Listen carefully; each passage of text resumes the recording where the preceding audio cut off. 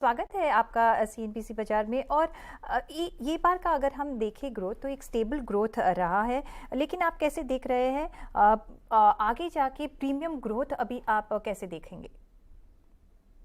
नमस्कार और धन्यवाद मुझे आपके चैनल पे बुलाने के लिए। जैसे आपने सही कहा, हमारा पिछले साल का परफॉर्मेंस काफी सेटिस्फैक्टरी रहा।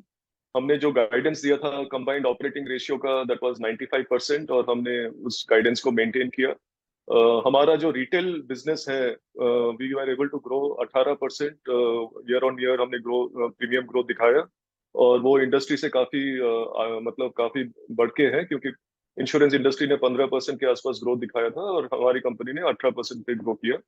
और मोस्ट इम्पोर्टेंटली कंपनी का प्रॉफिटेबिलिटी काफी हाई रहा। हमारे पूरे हिस्ट्री में सबसे ज्यादा प्रॉफिट हमने रिपोर्ट किया पिछले फाइनेंशियल ईयर। 620 करोड़ का प्रॉफिट आफ्टर टैक्स हमने रिपोर्ट किया।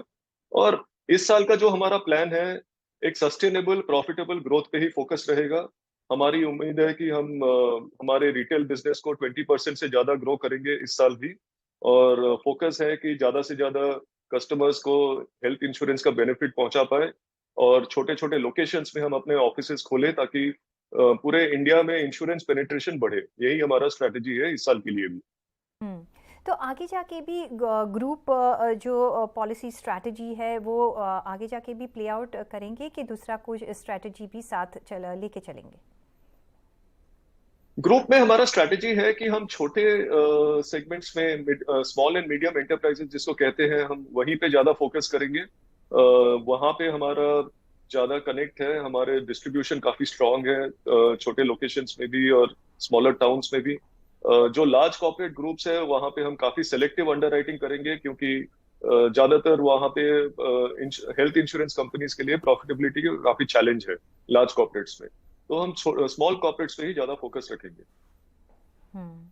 साथ में आगे जाते हुए आप क्या देख रहे हैं? प्राइस हाइक कुछ ऑन कार्ड्स है, और कैसे आप मैनेज करेंगे? लॉस रेशियो, क्लेम रेशियो कैसा रहा है? व्हाट क्या क्या टारगेट रखे आप आगे चल रहे हैं? हमारे एक leading product family health optima जिसको हम कहते हैं, और उस पे हमने पिछले साल एक प्राइस हाइक लिया है। ऑलमोस्ट 25% प्राइस रिवीजन हमने किया है।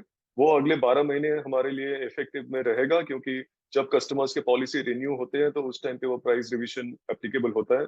तो मुझे नहीं लगता कि इस साल हमारा कोई पर्टिकुलर स्ट्रैटेजी है प्राइस रिवीजन करने का। लेकिन यदि कुछ हम हर एक प्रोडक्ट को मॉनिटर करते रहते हैं, ये प्रोडक्ट लॉस मेकिंग जोन में आता है, तब हम प्राइस रिवीजन के लिए जाते हैं। और हमारा जो ओवरऑल कंपनी का लॉस रेशियो इस साल, हमारी उम्मीद है कि 63 to 65% के रेंज में ही रहेगा। और क्योंकि हमने प्राइस रिवीजन किए हैं और हमारे हॉस्पिटल के साथ जो नेगोशिएटेड रेट्स हैं, मेरा मानना है कि 63% के आसपास हमारा लॉस रेशियो इस साल मेंटेन कर पाएंगे। रिटेल मार्केट शेयर क्या टारगेट रख के आगे चल रहे हैं आप? रिटेल मार्केट में ही हमारा फोकस है। हम पिछले साल हमने 34% मार्केट शेयर रीच किया, जो 2 साल पहले 31% के आसपास हुआ करता था। तो हर एक साल इंडस्ट्री से बढ़ के ग्रोथ करें और मार्केट शेयर को इम्प्रूव करने का ही स्ट्रैटेजी है। तो इस साल उम्मीद है कि एटलीस्ट 100 to 200 बेसिस पॉइंट्स हमारा रिटेल मार्केट शेयर FY24 में भी बढ़ के इंक्रीज होगा। जी, ऑन दैट